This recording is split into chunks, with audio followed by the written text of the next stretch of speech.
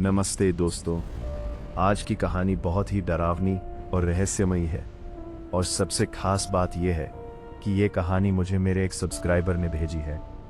उसने मुझसे कहा था कि इस कहानी को सुनाते वक्त मैं कोई भी बात छुपाऊं नहीं, क्योंकि जो उसके साथ हुआ था वो आज तक उसे चैन से सोने नहीं देता।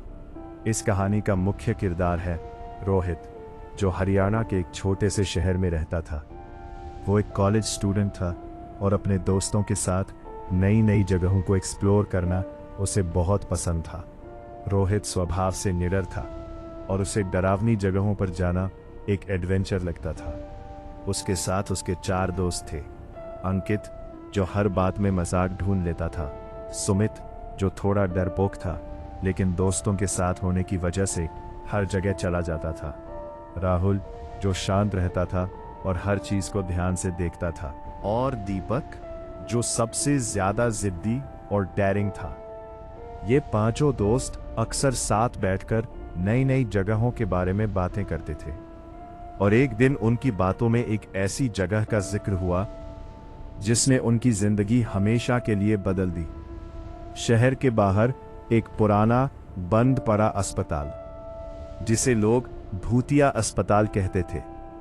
कहते हैं कि यह अस्पताल कई साल पहले अचानक बंद हो गया था और उसके पीछे की असली वजह आज तक कोई नहीं जान पाया। कुछ लोगों का कहना था कि वहां एक डॉक्टर मरीजों पर खतरनाक एक्सपेरिमेंट्स करता था, तो कुछ का मानना था कि एक ही रात में कई लोगों की रहस्यमयी मौत हो गई थी। लेकिन सबसे डरावनी बात यह थी कि जो भी इंसान उस अस्पताल के अंदर गया वो कभी पहले जैसा वापस नहीं आया। किसी ने कहा कि वहां रात को किसी के रोने की आवाज आती है। किसी ने कहा कि सफेद कपड़ों में एक औरत गलियारों में घूमती है।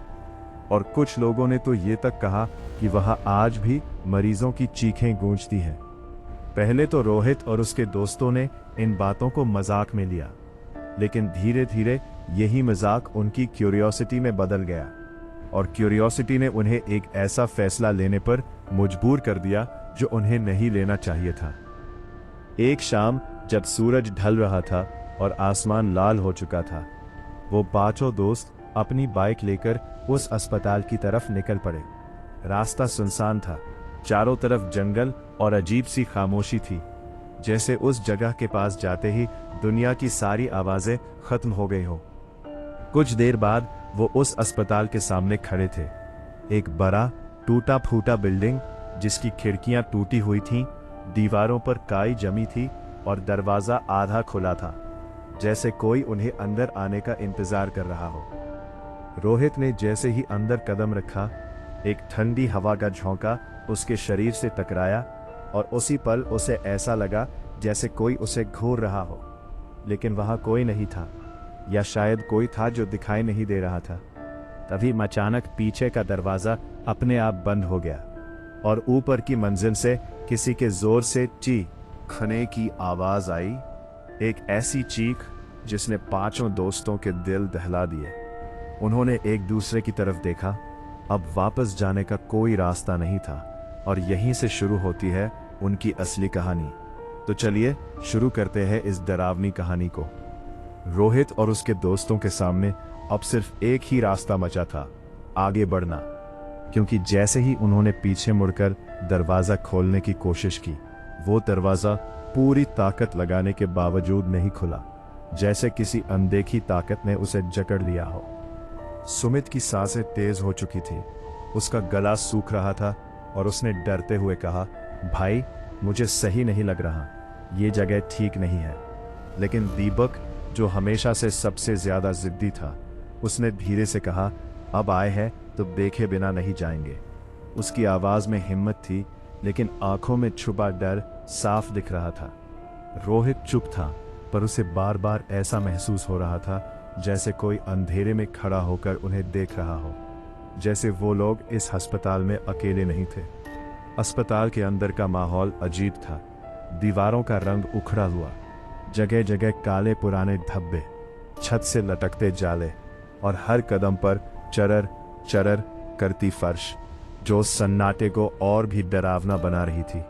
हवा में एक बासीपन था, जैसे सालों से यहाँ कोई आया ही ना हो, और फिर भी ऐसा लग रहा था जैसे अभी अभी कोई यहाँ से गुजरा हो। जैसे जैसे वो अंदर बढ़ते गए, बाहर की रोशनी गायब होती गई और अंधेरा गहराता गया। उनके मोबाइल की टॉर्च ही अब एकमात्र सहारा थी। तभी अचानक ठक की तेज आवाज गूंजी, जैसे कोई भारी चीज गिर गई हो, और पांचों दोस्त एकदम रुक गए। किसी की हिम्मत नहीं हो रही थी आगे बढ़ने की। अंकित ने धीमे से पूछा, तुम लोगों ने सुना? आग नहीं था, सिर्फ डर था।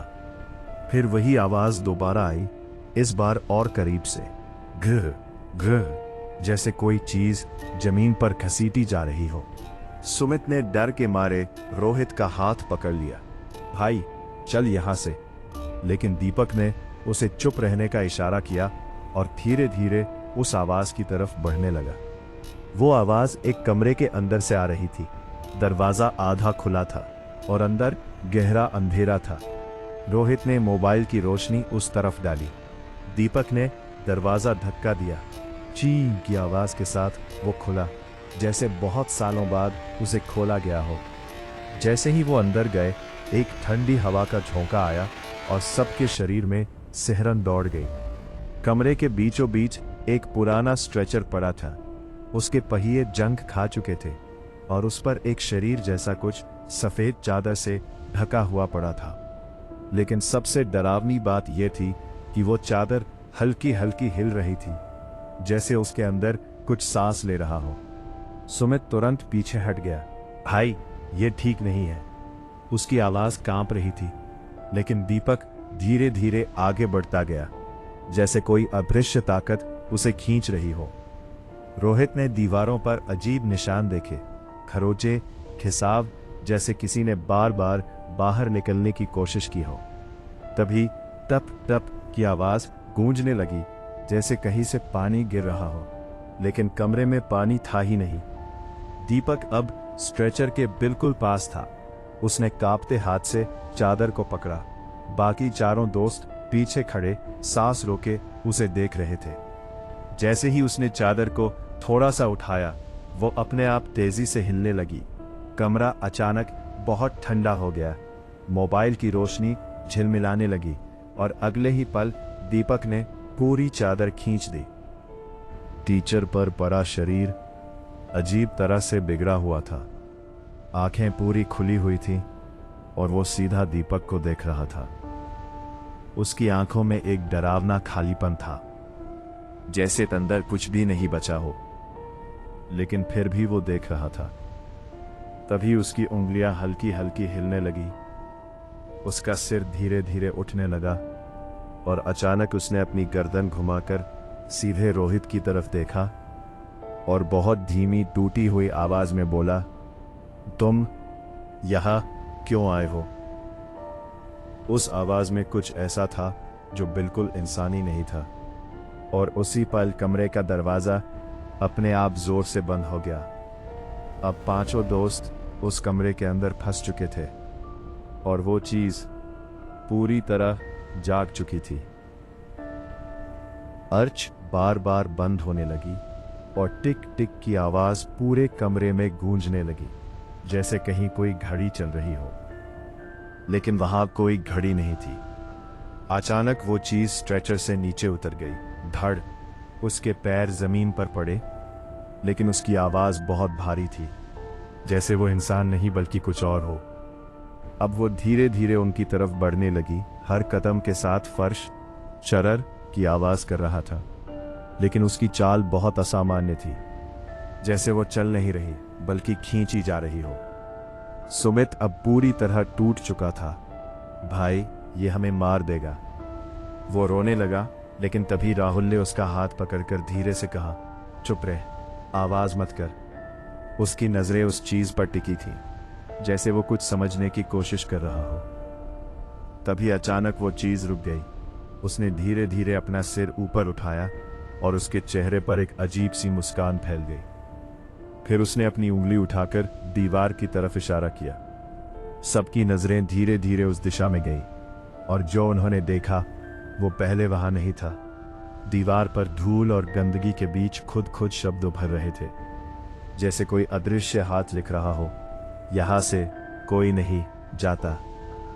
सुमित चीख पड़ा, नहीं नहीं, ये नहीं हो सकता। वो दरवाजे पर जोर जोर से मारने लगा, लेकिन कोई फायदा नहीं हुआ। तभी अचानक दीपक ने एक कदम आगे बढ़ाया। दीपक रुक, रोहित चिल्लाया, लेकिन बहुत देर हो चुकी थी। दीपक उस चीज के बिल्कुल सामने जा चुका था। दोनों एक दूसरे के सामने खड़े थे और कुछ सेकंड के लिए पूरा कमरा एकदम शांत हो गया। इतनी खामोशी कि सबको अपनी धड़कन सुनाई दे रही थी। फिर अचानक उस चीज ने अपना हाथ उठाया और दीपक के कंधे पर रख दिया। जैसे ही उसका हाथ दीपक को छुआ, दीपक का पूरा शरीर एकदम सख्त हो गया। ऐन पूरी खुल गई और उसके चेहरे पर एक अजीब सी मुस्कान आ गई। रोहित चिल्लाया, दीपक पीछे हट। लेकिन दीपक अब वहीं खड़ा था, बिल्कुल चुप, बिना हिले। और तभी उसने धीरे धीरे अपना सिर घुमाया और अपने दोस्तों की तरफ देखा। लेकिन वो दीपक नहीं था। उसकी आंखों में अब वही खालीपन था, वही ठंडापन, और उसी आवाज में जो उस चीज की थी। वो बोला, अब तुम में से एक हमारा हो चुका है। ये सुनते ही सबके पैरों तले जमीन खिसक गई। रोहित समझ चुका था कि कुछ बहुत गलत हो चुका है। और तभी कमरे की लाइट पूरी तरह बंद हो गई। चारों तरफ घना अंधेरा छा गया और उस अंधेरे में किसी के धीरे धीरे हंसने की आवाज गूंजने लगी। एक ऐसी हंसी जो इंसानी नहीं थी। और अब दीपक भी वही हंसी हंस रहा था। कमरे में घना अंधेरा छा चुका था, इतना गहरा कि पांचों में से अब 4 बचे दोस्तों को अपने ही हाथ भी साफ दिखाई नहीं दे रहे थे। सिर्फ उनकी तेज होती सांसों की आवाज और उस डरावनी हंसी की गूंज पूरे कमरे में फैल रही थी। और सबसे खतरनाक बात यह थी कि अब उस हंसी में दीपक की आवाज भी शामिल हो चुकी थी। रोहित ने जल्दी से अपना मोबाइल निकालकर टॉर्च ऑन करने की कोशिश की। उसकी उंगलियां कांप रही थीं। बार बार बटन दबाने के बाद आखिरकार हल्की सी रोशनी जली और जैसे ही रोशनी फैली, सबकी नजरें एक साथ दीपक की तरफ गईं। दीपक अब भी वही खड़ा था, लेकिन वो पहले जैसा नहीं था। उसका शरीर अजीब तरीके से टेढ़ा खड़ा था, सिर हल्का सा झुका हुआ था और उसकी आंखें पूरी तरह खाली थीं, जैसे उसके अंदर अब कुछ भी इंसानी नहीं बचा हो। उसके होठों पर एक खामोश मुस्कान थी जो धीरे धीरे फैलती जा रही थी। अंकित ने डरते हुए कहा, दीपक भाई, ये मजाक बंद कर। लेकिन दीपक ने कोई जवाब नहीं दिया, बस धीरे धीरे अपनी गर्दन उठाई और सीधा अंकित की तरफ देखने लगा। तभी अचानक ठक ठक की आवाज आने लगी, जैसे कोई दीवार के अंदर से दरवाजा खटखटा रहा हो। सब चौंक गए। राहुल ने धीमी आवाज में कहा, यह आवाज अंदर से आ रही है। और वो धीरे धीरे उस दीवार की तरफ बढ़ा जहां से आवाज आ रही थी। बाकी तीनों उसके पीछे पीछे चलने लगे, लेकिन रोहित बार बार पीछे मुड़कर दीपक को देख रहा था। उसे यकीन ही नहीं हो रहा था कि उनका दोस्त अब उनके साथ नहीं है। जैसे ही राहुल दीवार के पास पहुंचा, आवाज और तेज हो गई, थक थक थक, जैसे कोई अंदर फंसा हुआ बाहर निकलने की पूरी कोशिश कर रहा हो। राहुल ने हाथ बढ़ाकर दीवार को छुआ और उसी पल वहां एक दरार उभर आई, जैसे अंदर से किसी ने जोर लगाया हो। सुमित डर के मारे पीछे हट गया। भाई मत छू, कुछ ठीक नहीं है। लेकिन राहुल जैसे किसी खींचाव में था। उसने फिर से हाथ लगाया और अचानक दीवार का एक हिस्सा अंदर की तरफ धंस गया। घर्र की आवाज के साथ एक छुपा हुआ रास्ता खुल गया, जिसके पीछे एक अंधेरी सुरंग दिखाई दी। उस सुरंग से ठंडी हवा आ रही थी और एक अजीब सी गंध, जैसे बहुत पुरानी जगह हो जहां सालों से कोई नहीं गया हो। लेकिन फिर भी ऐसा लग रहा था जैसे वहां कुछ जाग रहा हो। अंकित ने घबराकर कहा, हम बाहर निकलने का रास्ता ढूंढ रहे थे, ये तो और अंदर ले जा रहा है। लेकिन तभी पीछे से एक आवाज आई, बाहर कोई रास्ता नहीं है। सबने एक साथ पीछे मुड़कर देखा। दीपक अब उनके बिल्कुल पीछे खड़ा था, लेकिन वो वहां कब आया किसी ने नहीं देखा। उसकी आंखें अब पूरी तरह काली लग रही थी और उसकी आवाज भी बदल चुकी थी। जैसे दो आवाजें एक साथ बोल रही हों। रोहित ने धीरे से कहा, दीपक, तू ठीक है ना? लेकिन दीपक बस मुस्कुराया और धीरे धीरे उनकी तरफ बढ़ने लगा। उसके कदमों की आवाज अलग थी, जैसे हर कदम के साथ जमीन हल्की सी कांप रही हो। तभी अचानक सुरंग के अंदर से किसी के दौड़ने की आवाज आई, धप धप धप, जैसे कोई बहुत तेजी से उनकी तरफ आ रहा हो। चारों दोस्त घबरा गए। राहुल चिल्लाया, अंदर मत जाओ। लेकिन अब बहुत देर हो चुकी थी। अंधेरे से एक साया बाहर निकला, बहुत तेज, बहुत डरावना, और सीधे अंकित के पास आकर रुक गया। अंकित चीख पड़ा, कौन है? लेकिन उस साए का चेहरा साफ नहीं दिख रहा था। बस उसकी चमकती आंखें और अजीब तरीके से हिलता शरीर दिखाई दे रहा था। अगले ही पल वो साया गायब हो गया, जैसे कभी था ही नहीं। लेकिन उसी पल अंकित की धीमी अजीब हंसी गूंजने लगी। सब ने उसकी तरफ देखा। अंकित सिर झुकाए खड़ा था। फिर उसने धीरे धीरे अपना चेहरा उठाया। उसकी आंखें भी अब वैसी ही हो चुकी थीं, खाली, ठंडी और डरावनी। रोहित के मुंह से निकला, नहीं, ये नहीं हो सकता। अब 5 में से 2 उनके नहीं रहे थे और बाकी 3 अभी भी उस जगह में फंसे थे, जहां हर कदम के साथ कोई ना कोई उनसे छिनता जा रहा था। अब हालत और भी खतरनाक हो चुकी थी। 5 दोस्तों में से अब सिर्फ 3, रोहित, राहुल और सुमित ही बचे थे, जो अभी भी अपने होश में थे, जबकि दीपक और अंकित अब उसी अजीब ताकत के काबू में आ चुके थे। कमरे में फैला सन्नाटा और भारी हो गया था, और सबसे डरावनी बात यह थी कि अब वो दोनों, दीपक और अंकित, धीरे धीरे एक साथ हंस रहे थे। एक ही तरह की आवाज, एक ही लय, जैसे कोई एक ही चीज उनके अंदर बोल रही हो। रोहित ने धीरे से राहुल का हाथ पकड़ा और फुसफुसाया, कुछ करना पड़ेगा, नहीं तो हम भी। उसकी बात अधूरी रह गई, लेकिन राहुल समझ गया। वो अब तक सब कुछ ध्यान से देख रहा था। उसने धीमी आवाज में कहा, ये जगह, ये अस्पताल, यहाँ कुछ ऐसा है जो लोगों को अपने अंदर खींच रहा है। हमें यहाँ से निकलने का रास्ता ढूंढना होगा, और वो रास्ता शायद उसी सुरंग में है। सुमित डर के मारे कांप रहा था। नहीं, हम वहां नहीं जाएंगे, वहां और भी कुछ होगा। तभी अचानक दीपक की आवाज आई, हाँ, वहां सब कुछ है। तीनों ने चौंक कर पीछे देखा। दीपक और अंकित अब बिल्कुल पास खड़े थे। उनकी मुस्कान और भी चौड़ी हो चुकी थी, और उनकी आंखों में एक अजीब चमक थी। जो अंदर गया वो कभी वापस नहीं आया, अंकित ने कहा, लेकिन उसकी आवाज उसकी अपनी नहीं थी। रोहित ने हिम्मत जुटाकर कहा, तुम लोग हमारे दोस्त हो, ऐसा क्यों कर रहे हो? लेकिन जवाब में दोनों एक साथ जोर से हंस पड़े, और उसी पल कमरे की दीवारें हल्की हल्की कांपने लगी। अचानक थक थक थक, फिर वही आवाज चारों तरफ से गूंजने लगी, जैसे पूरा अस्पताल जाग चुका हो। राहुल ने बिना देर किए कहा, भागो सुरंग में, और वो तेजी से दौड़ पड़ा। रोहित और सुमित भी उसके पीछे भागे। उनके पीछे से दीपक और अंकित की हंसी और तेज होती जा रही थी, जैसे वो उनका पीछा कर रहे हों। तीनों सुरंग में घुस गए। अंदर घना अंधेरा, संकरा रास्ता, ठंडी और गीली दीवारें, और एक अजीब सी गंध, जैसे बहुत पुराने राज उस जगह में छुपे हो। पीछे से कदमों की आवाज आ रही थी, धप धप धप, कोई उनका पीछा कर रहा था। सुमित लगभग रोते हुए बोला, वो लोग आ रहे हैं, जल्दी करो। लेकिन सुरंग सीधी नहीं थी, बार बार मुड़ रही थी, जैसे वो किसी भूल भुलैया में फंस गए हो। तभी अचानक राहुल रुक गया। आगे रास्ता 2 हिस्सों में बंट रहा था, एक तरफ गहरा अंधेरा, दूसरी तरफ हल्की रोशनी। रोहित ने कहा, रोशनी वाले रास्ते चलते हैं।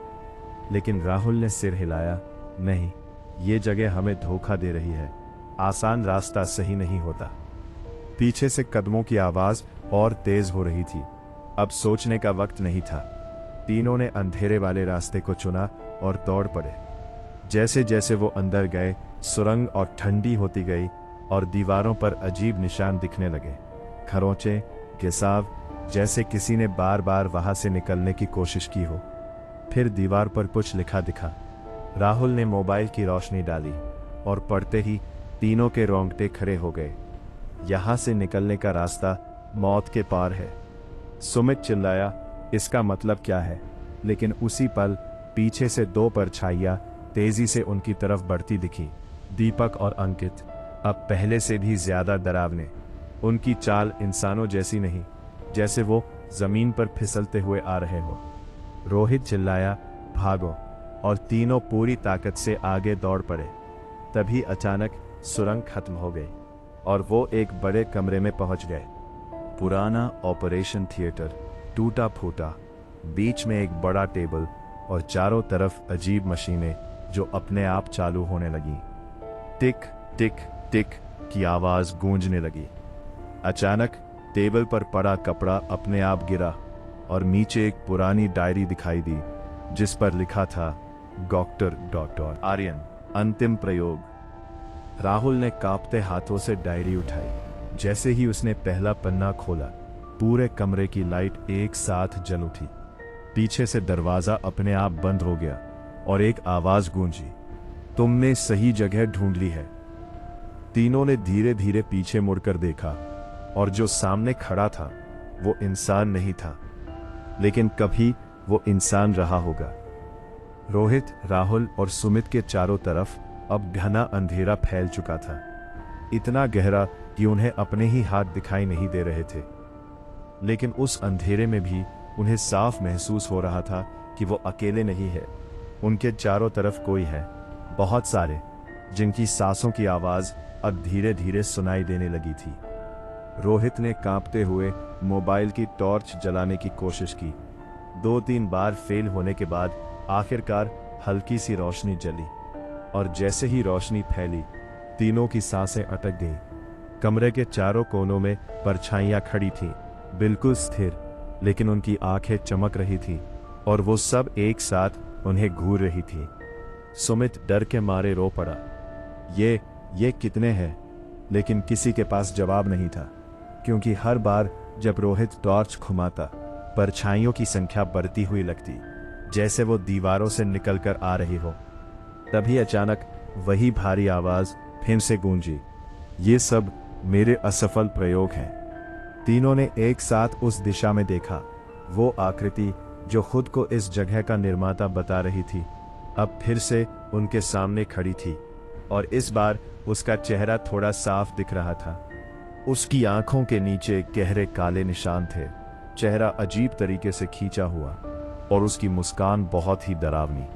राहुल ने हिम्मत करके पूछा, तुमने इनके साथ क्या किया? वो आकृति धीरे धीरे उनके चारों तरफ घूमने लगी, जैसे उन्हें घेर रही हो, और बोली, मैंने इन्हें रोकने की कोशिश की, मौत से, दर्द से, लेकिन ये सब अधूरे रह गए। उसकी आवाज में पछतावा था, लेकिन साथ ही एक अजीब सा गर्व भी, जैसे वो अपने काम पर शर्मिंदा भी था और खुश भी। तभी अचानक पीछे से कदमों की आवाज आई। रोहित ने मुड़कर देखा। दीपक और अंकित धीरे धीरे उनकी तरफ बढ़ रहे थे, लेकिन अब वो पहले से भी ज्यादा डरावने लग रहे थे। उनकी चाल बिल्कुल सीधी नहीं थी, जैसे उनके शरीर पर उनका कंट्रोल ही ना हो, और उनकी आंखें अब पूरी तरह खाली, जैसे अंदर कुछ और ही बस गया हो। रोहित ने जल्दी से कहा, हमें यहां से निकलना होगा, नहीं तो हम भी। लेकिन उसकी बात अधूरी रह गई, क्योंकि तभी राहुल को कुछ याद आया। उसने जल्दी से रोहित के हाथ से डायरी ली और उसके आखिरी पन्ने पलटने लगा। रुको, इसमें कुछ लिखा है। उसने टॉर्च की रोशनी डायरी पर डाली और पढ़ने लगा। अगर वो जाग जाए तो उसे रोका नहीं जा सकता, लेकिन उसकी शक्ति का केंद्र वही है जहां उसका पहला प्रयोग हुआ था। रोहित ने तुरंत पूछा, पहला प्रयोग कहाँ हुआ था? राहुल ने जल्दी जल्दी पन्ने पलटे और एक जगह रुक गया। उसकी आंखें चौड़ी हो गई। Basement, operation room number 0। Sumit घबरा कर बोला, हम तो पहले ही नीचे आ चुके हैं, इससे नीचे क्या होगा? तभी वो आकृति हंस पड़ी, एक धीमी डरावनी हंसी। तुम लोग जितना नीचे जाओगे उतना ही सच के करीब पहुंचोगे। तभी अचानक जमीन हल्की हल्की कांपने लगी, जैसे नीचे कुछ जाग रहा हो। और उसी पल कमरे के बीच में रखा ऑपरेशन टेबल धीरे धीरे खिसकने लगा। ग्र ग्र ग्र की आवाज के साथ वो साइड में हट गया और नीचे एक सीढ़ी दिखाई दी, जो और भी गहरे अंधेरे में जा रही थी। तीनों दोस्तों ने एक दूसरे की तरफ देखा। अब उनके पास कोई और रास्ता नहीं था। या तो वो वहीं रुकते और उन परछाइयों का हिस्सा बन जाते, या फिर नीचे जाते और शायद इस सब का अंत ढूंढते। रोहित ने गहरी सांस ली और कहा, हम नीचे जाएंगे। राहुल ने सिर हिलाया, लेकिन सुमित के पैर कांप रहे थे। फिर भी वो मजबूरी में उनके साथ हो लिया। जैसे ही तीनों उस सीढ़ी से नीचे उतरने लगे, पीछे से दीपक और अंकित की हंसी गूंजने लगी और वो आकृति धीरे से बोली, जाओ, सच तुम्हारा इंतजार कर रहा है। सीढ़ियां बहुत लंबी थीं। हर कदम के साथ अंधेरा और गहरा होता जा रहा था और नीचे से एक अजीब सी आवाज आ रही थी, जैसे कोई धीरे धीरे सांस ले रहा हो, बहुत भारी, बहुत गहरी। आखिरकार वो नीचे पहुंच गए और जैसे ही उन्होंने आखिरी सीढ़ी पार की, उनके सामने जो था उसे देखकर उनके होश उड़ गए। वो एक बहुत बड़ा कमरा था, पहले से भी ज्यादा पुराना, और बीच में एक विशाल मशीन जैसी चीज खड़ी थी जो अपने आप चल रही थी। और उसके चारों तरफ जमीन पर कई पुराने निशान बने हुए थे, जैसे किसी ने यहाँ कुछ बंद करने की कोशिश की हो या कुछ हमेशा के लिए जगा दिया हो।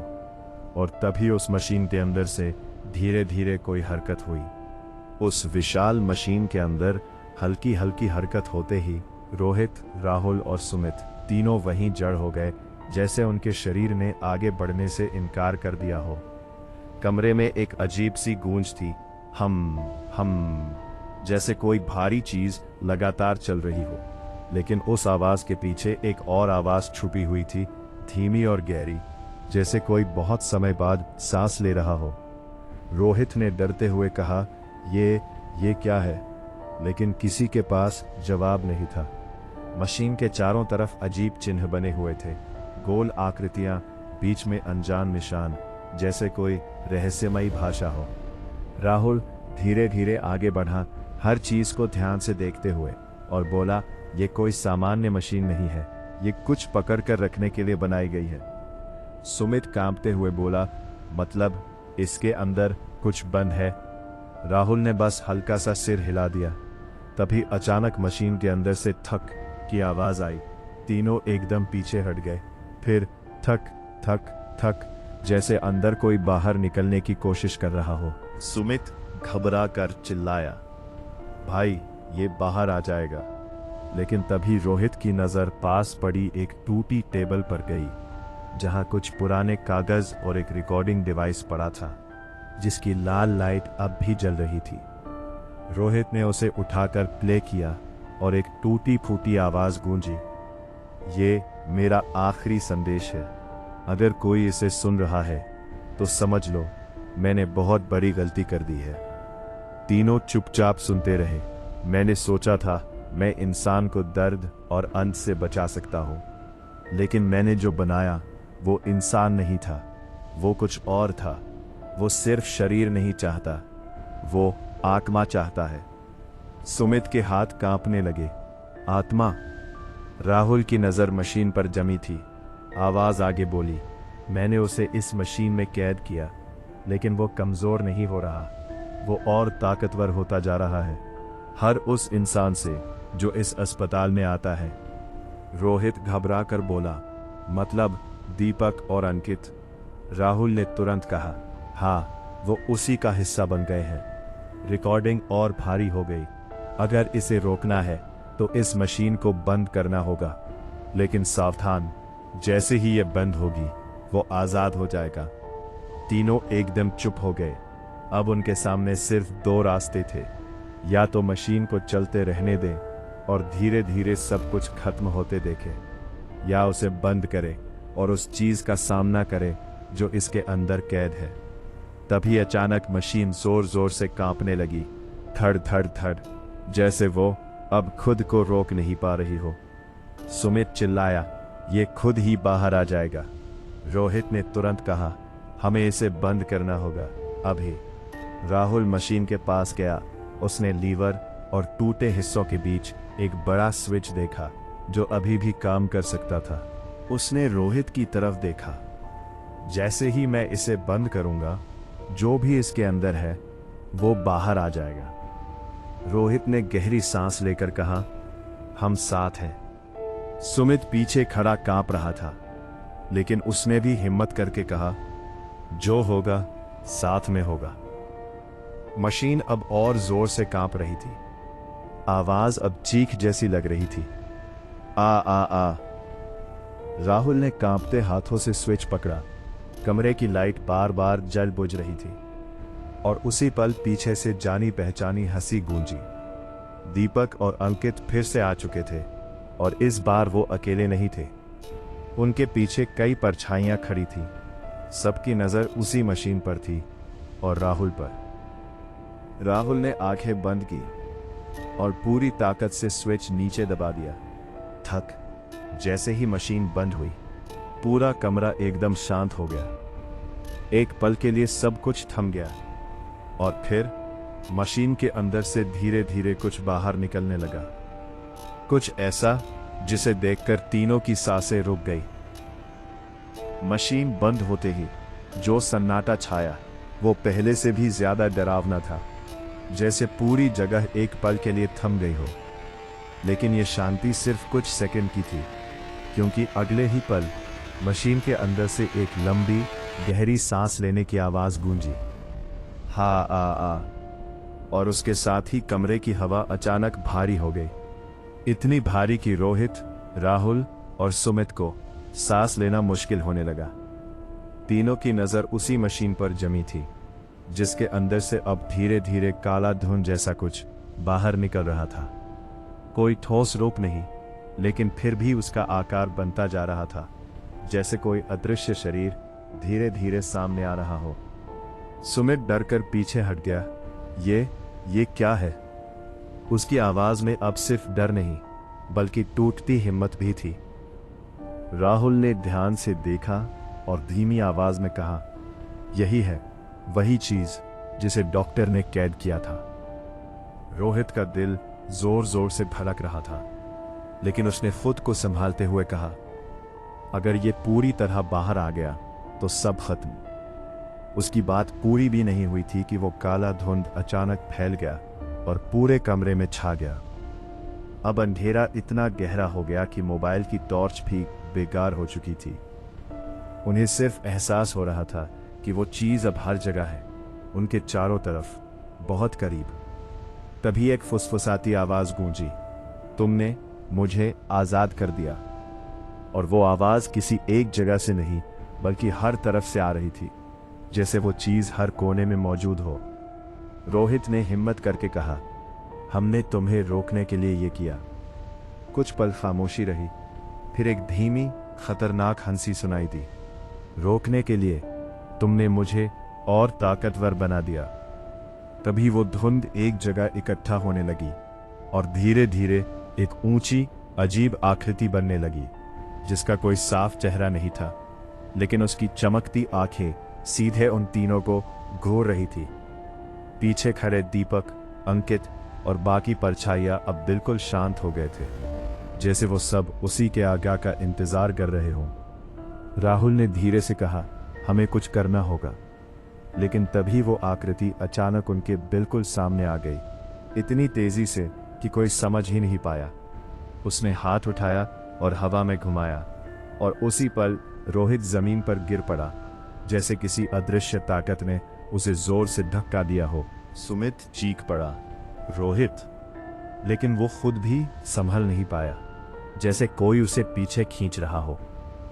अब राहुल अकेला खड़ा था, कांपते पैरों के साथ, और वो आकृति उसके सामने आकर रुक गई। तुम बाकी से अलग हो। राहुल की सांस अटक गई। क्या मतलब? आवाज आई, तुम समझते हो, इसलिए तुम सबसे पहले। जैसे ही उसने हाथ राहुल की तरफ बढ़ाया, अचानक राहुल को डायरी की बात याद आई। वो जोर से चिल्लाया, रोहित, उसकी ताकत का केंद्र यही जगह है। रोहित दर्द में भी उठने की कोशिश करते हुए बोला, मतलब? राहुल ने पूरी ताकत से कहा, अगर हम यहाँ के चिन्ह तोड़ दें तो ये कमजोर हो जाएगा। तभी वो आकृति गुस्से से कांप उठी। उसकी आवाज पूरे कमरे में गूंज गई, जैसे उसे ये बात बिल्कुल पसंद नहीं आई हो। और अब साफ था कि राहुल सही था। रोहित ने पूरी ताकत लगाकर खुद को उठाया और दीवार पर बने अजीब चिन्हों की तरफ दौड़ा। सुमित भी डरते हुए उसके पीछे गया। जैसे ही रोहित ने पहला चिन्ह छुआ, एक तेज चमक हुई और वो आकृति दर्द में चीख उठी। नहीं! उसकी आवाज पूरे अस्पताल में गूंज गई। अब रोहित समझ गया, यही तरीका है। उसने पूरी ताकत से उस चिन्ह को मिटाना शुरू कर दिया और जैसे जैसे वो चिन्ह टूटता गया, वो आकृति कमजोर पड़ने लगी। उसका आकार डगमगाने लगा, आवाज टूटने लगी। लेकिन उसी पल बाकी सारी परछाइयां, दीपक, अंकित और बाकी सब एक साथ उनकी तरफ दौड़ पड़े, जैसे उन्हें रोकना चाहते हो। अब समय बहुत कम था। या तो वो उस शक्ति को खत्म कर देते या फिर सब कुछ हमेशा के लिए खत्म हो जाता। दीपक ने उसे जोर से धक्का दिया और वो दीवार से टकरा गया।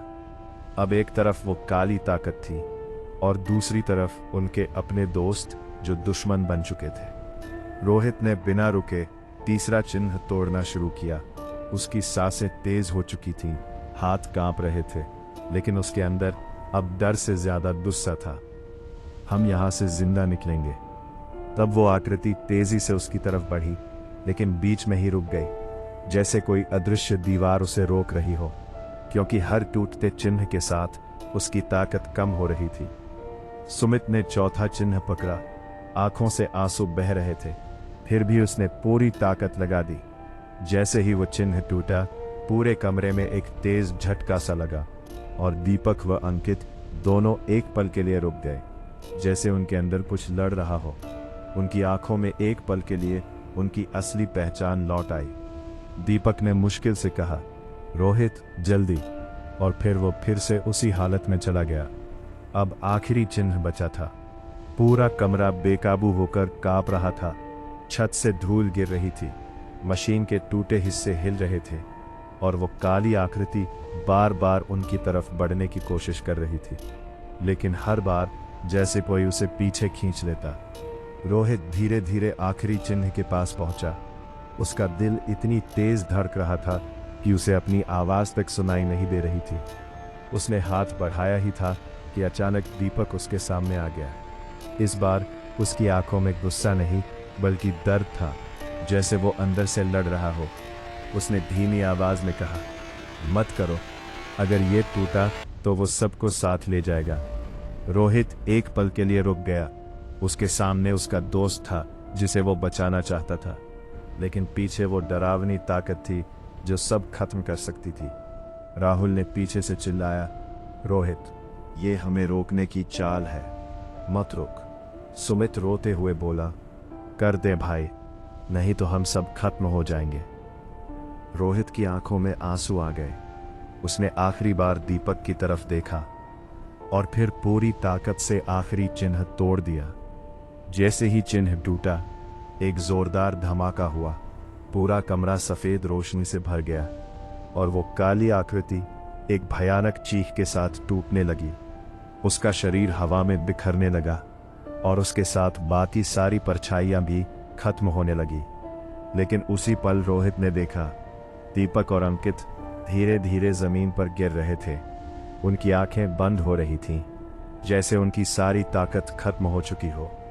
रोहित चीख पड़ा, नहीं, लेकिन अब कुछ भी उसके हाथ में नहीं था। पूरे कमरे में एक तेज गूंज फैली और फिर सब कुछ एकदम शांत हो गया। इतना शांत कि जैसे यहां कभी कुछ हुआ ही नहीं। और लेकिन क्या सच में सब खत्म हो गया था या कुछ अभी भी बाकी था? तेज रोशनी के उस धमाके के बाद जब सब कुछ शांत हुआ तो कुछ पल तक रोहित को समझ ही नहीं आया कि वो जिंदा है या नहीं। उसके कानों में एक अजीब सी गूंज रह गई थी, जैसे बहुत तेज आवाज के बाद सब कुछ खाली हो गया हो। धीरे धीरे उसने आंखें खोली चारों तरफ धूल फैली हुई थी, मशीन पूरी तरह टूट चुकी थी, दीवारों के चिन्ह गायब थे और वो डरावनी काली आकृति कहीं नहीं थी। कुछ सेकंड तक वो वहीं पड़ा रहा, फिर अचानक उसे अपने दोस्तों का ख्याल आया। दीपक, अंकित, राहुल, सुमित। उसकी आवाज घबराहट से भर गई। वो तुरंत उठकर इधर उधर देखने लगा। थोड़ी दूर राहुल बैठा था, होश में। सुमित एक कोने में बैठा रो रहा था, लेकिन जिंदा था। फिर उसकी नजर दीपक और अंकित पर गई। दोनों जमीन पर पड़े थे, बिल्कुल शांत, जैसे गहरी नींद में हो। रोहित दौड़कर उनके पास गया, कांपते हाथों से दीपक को हिलाया। उठ भाई। कुछ पल तक कोई हरकत नहीं हुई। फिर दीपक ने हल्की सी सांस ली। रोहित की आंखों में उम्मीद चमक उठी। हाँ, तो ठीक है। अंकित ने भी धीरे धीरे आंखें खोली। दोनों बेहद कमजोर थे, जैसे किसी बड़ी लड़ाई से लौटे हो। राहुल और सुमित भी पास आ गए। चारों के चेहरों पर थकान, डर और राहत एक साथ थी। कुछ पल तक सब बस एक दूसरे को देखते रहे, जैसे यकीन ही नहीं हो रहा था कि वो बच गए हैं। तभी राहुल ने धीरे से कहा, हमें यहां से निकलना होगा, अभी। और सबने बिना बहस के उसकी बात मान ली। वो मिलकर दीपक और अंकित को सहारा देकर ऊपर की तरफ बढ़े। सीढ़ियां अब भी वहीं थीं, लेकिन अब सब कुछ सुनसान था, जैसे उस जगह की ताकत खत्म हो चुकी हो या कहीं और छुप गई हो। बड़ी मुश्किल से वो ऊपर पहुंचे, सुरंग पार की और आखिरकार अस्पताल के मुख्य हॉल में लौट आए। अब वहां पहले जैसा डर नहीं था, ना आवाजें, ना परछाइयां, बस एक भारी खामोशी, जैसे जगह खुद थक चुकी हो। जैसे ही वो बाहर निकलने लगे, इस बार दरवाजा अपने आप खुल गया। ठंडी हवा का झोंका आया और वो पांचों बाहर आ गए। रात हो चुकी थी, लेकिन खुली हवा में आते ही लगा जैसे वो किसी बुरे सपने से बाहर निकल आए हो। कुछ देर तक वो वहीं बैठकर सांसें संभालते रहे। फिर दीपक ने धीमी आवाज में कहा, हम वापस नहीं आएंगे, और सबने चुपचाप हामी भर दी। उस रात के बाद उनकी जिंदगी बदल गई। उन्होंने कभी उस अस्पताल की बात किसी से नहीं की, लेकिन रोहित सब कुछ भूल नहीं पाया। कई रातों तक उसे नींद नहीं आई। वही आवाजें, वही अंधेरा, वही चीखें बार बार लौट आती, और कभी कभी उसे ऐसा लगता जैसे कोई उसे दूर से देख रहा हो। एक रात जब वो अपने कमरे में अकेला बैठा था, अचानक उसकी लाइट हल्की सी टिमटिमाई। उसने इधर उधर देखा, सब सामान्य था, लेकिन तभी उसके मोबाइल पर एक अनजान नंबर से मैसेज आया। उसने फोन उठाया और मैसेज खोला। उसमें सिर्फ एक लाइन लिखी थी, तुमने सोचा सब खत्म हो गया। रोहित का दिल तेज धड़कने लगा। उसने तुरंत पीछे मुड़कर देखा। कमरा खाली था, लेकिन उसे साफ महसूस हो रहा था कि वो अकेला नहीं है, और कहानी शायद अभी खत्म नहीं हुई थी। तो दोस्तों, ये थी भूतिया अस्पताल की कहानी। लेकिन सच बताऊं, ये सिर्फ एक कहानी नहीं है, ये एक एहसास है। एक ऐसा डर जो खत्म होने के बाद भी दिल के किसी कोने में जिंदा रह जाता है। आपने जो सुना वो सिर्फ रोहित और उसके दोस्तों के साथ हुआ एक हादसा नहीं था, बल्कि ये हमें ये भी सिखाता है कि हर रहस्य को जानना जरूरी नहीं होता। कुछ दरवाजे ऐसे होते हैं जिन्हें बंद ही रहने देना बेहतर होता है। सोचिए, अगर उस दिन वो उस अस्पताल में नहीं जाते तो शायद उनकी जिंदगी पहले जैसी ही रहती, बिना डर के, बिना खौफ के। लेकिन कभी कभी हमारी क्यूरियोसिटी, हमारा एडवेंचर हमें ऐसी जगहों तक ले जाता है जहां से लौटना आसान नहीं होता। और सबसे खतरनाक बात यह होती है कि हमें यह एहसास तब होता है जब बहुत देर हो चुकी होती है। इस कहानी में आपने देखा डर के बीच भी दोस्ती क्या होती है, एक दूसरे का साथ देना क्या होता है, और मुश्किल वक्त में हिम्मत न हारना कितना जरूरी होता है। अगर रोहित, राहुल और सुमित उस आखिरी पल में हार मान लेते तो शायद आज ये कहानी सुनाने के लिए कोई बचता ही नहीं। लेकिन एक सवाल अभी भी बाकी है, क्या सच में सब खत्म हो गया, या फिर कुछ चीजें ऐसी होती है जो कभी पूरी तरह खत्म नहीं होती। शायद वो अस्पताल आज भी वही खड़ा है, शायद उसकी दीवारें अभी उस रात की कहानी अपने अंदर छुपाए बैठी है। और शायद कोई ऐसा इंसान जो सच से अनजान हो, एक दिन फिर वहां चला जाए और फिर वही सब कुछ दोबारा शुरू हो जाए। इसलिए दोस्तों, अगर कभी आपकी ज़िंदगी में भी ऐसा पल आए जहां आपको लगे कि कुछ ठीक नहीं है, तो अपनी अंदर की आवाज़ ज़रूर सुनना, क्योंकि कभी कभी डर हमें बचाने के लिए ही आता है। और हाँ, अगर आप रात में ये कहानी सुन रहे हैं, तो एक बार अपने आसपास ज़रूर देख लेना, कहीं ऐसा तो नहीं कि कोई आपको भी चुपचाप देख रहा हो। लेकिन डर के साथ साथ एक बात याद रखना, हर अंधेरे के बाद उजाला ज़रूर आता है। हर मुश्किल का एक अंत होता है, और हिम्मत रखने वाले लोग हमेशा किसी ना किसी तरह बाहर निकल ही जाते हैं। तो डरिए मत, बस समझदारी से काम लीजिए। और अगर आपको ऐसी ही डरावनी, रहस्यमयी और दिलचस्प कहानियां सुनना पसंद है, तो चैनल को सब्सक्राइब ज़रूर करें, ताकि आप अगली कहानी मिस ना करें। क्योंकि अगली बार हम फिर मिलेंगे एक नई कहानी के साथ, एक नए डर के साथ, और शायद एक नए राज के साथ।